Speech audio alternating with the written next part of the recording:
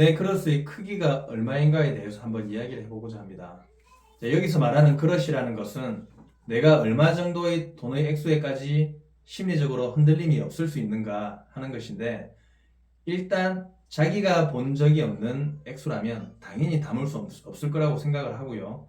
자기가 경험해보지 못한 크기의 액수는 감당이 안 된다고 생각합니다. 예를 들어 제가 2004년도에 고향집 옆에 있는 땅을 69평을 매입을 한 적이 있는데, 그 당시에 현금 4,700만 원을 들고 와서 현찰박치기로 거래를 했습니다.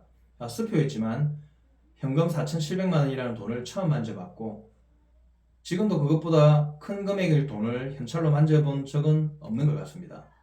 당연히 그 현금은 은행에서 대출한 돈이 아니라 제가 직접 제 손으로 벌어가지고 모은 돈이라서 더욱더 실감이 나게 만져본 것 같습니다. 그 후로 부동산 거래를 여러 번을 했는데 4억 정도의 돈을 주고받고 한 일이 있었는데, 이게 일회성 이벤트가 되다 보니까 그렇게 가슴에 와닿지는 않더라고요. 물론 제 돈이 아니라 대부분이 은행에서 빌린 돈이라서 더 그랬을 수도 있고, 이제 제가 직접 제 돈을 가지고 거래를 한 금액은 계약금이 4천만 원이었고, 그리고 대부분의 돈이 이제 은행 계좌로 이체를 하다 보니까 더 실감이 안 났을 수도 있습니다.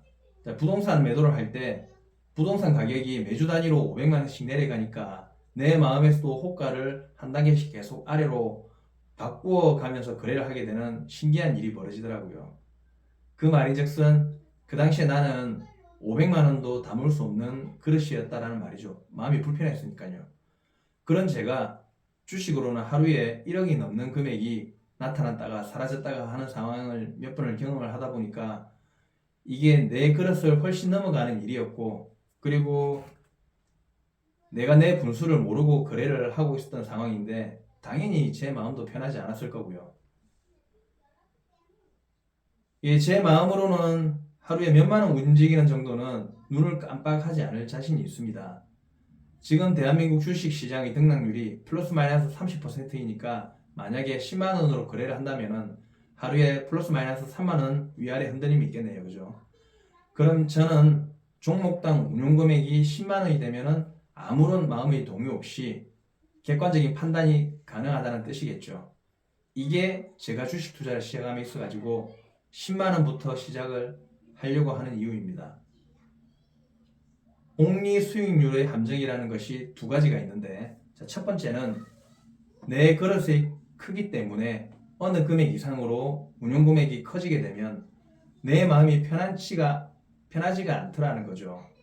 한 종목으로 하루에 100만 원을 잃었다면 이게 마음이 불편한데 그렇게 하면 안 되는 거 아닙니까? 그렇게 하면 내 마음만 상하고 계속 스트레스만 쌓이고 결국에는 장기적으로 그렇게 투자를 할 수가 없습니다. 그리고 두 번째는 복리 투자를 진행하는 중에 한 번이라도 마이너스 수익률이 나게 되면 복리의 효과는 물 건너 가게 된다는 거죠. 금액이 더 커진 상태에서는 마이너스가 나면 손실도 덩달아 커진다는 점.